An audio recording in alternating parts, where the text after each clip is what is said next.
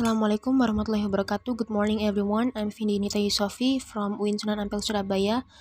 First of all, I would like to say thank you very much to this International Conference Committee for this opportunity. So first, as the main presenter of this study, so I would like to present the result of the study entitled Oral Feedback for Learners' Language Development. So first, I would like to explain about the content of this presentation. The first is introduction, so it contains the background of the study, and the second is method, describes how the study was conducted, and the third is result, but findings and the discussions to elaborate of what's discovered in the study and the significance, and the last one is conclusions, is about the points of the study. As we know that feedback plays an important role in language development, as we know that feedback can help either improve learner specific points or help to make a plan for their learning.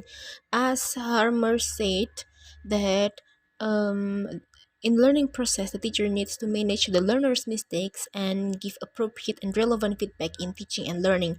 Therefore, feedback plays a very strong role in ELT, especially in language development.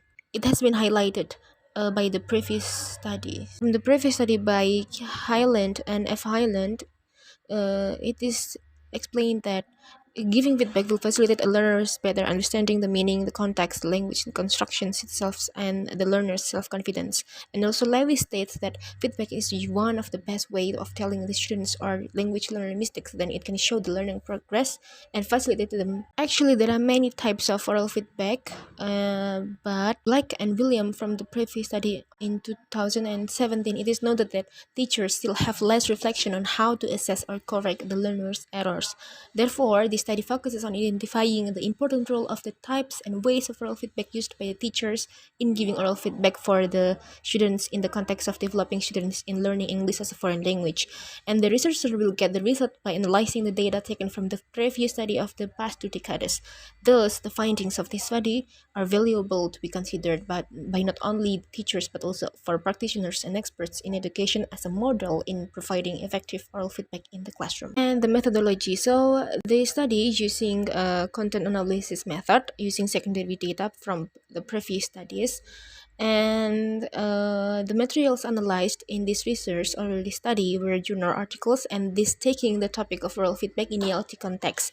The researchers collected 30 documents from previous studies that consist of journal articles and theses published in Indonesian and international journal sites in the past 2 decades. Each document consists of several categories such as oral feedback for ELT, oral feedback for young learners, students or teacher perspective about the oral feedback used, and so correlation between oral feedback and language development. And the data of the study were interpreted descriptively to describe the differences and the similarity among the types, the preferences, and to elaborate the importance of selecting and applying oral feedback for language learner development. The right side is a table shows the types of oral feedback from the previous studies published articles between 2009 to 2022. From those previous study, the researchers found 16 types of oral feedback used by the teacher from the past 2 decades. So it shows that from 2009 to 2013, the oral feedback that was mostly used by the teacher was corrective feedback. However, it's only explicit feedback and praise makers. Some of them also used metalinguistic and paralinguistic signals. Well, explicit feedback is mostly used because it can make students quickly recognize their mistakes in speaking practice. And move to 2014 to 2015, the use of oral feedback became larger by using all types of corrective feedback ranging from explicit metalinguistic, recast, repetition, elicitation, and etc. Furthermore, types of learners uptake following the teacher's corrective feedback were self-repair, P-repair, repetition, same error, different error, partial repair, and hesitations. From the previous study, it can be concluded that oral feedback may lead the student to show signs of learning or understanding implied in the student's reaction to the teacher's oral feedback.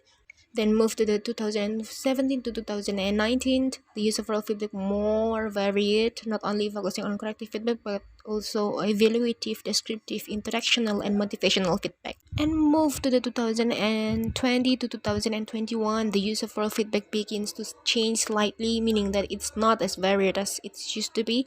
This indicates that the English teacher is starting to choose and sort out which oral feedback can be used and appropriate to the needs and characteristics of the students. Then, by looking at the previous studies, it shows that there are many types used by every teacher, types of oral feedback. However, there is a change in the use of feedback almost every year, even though there is one type of oral feedback that is still used from time to time.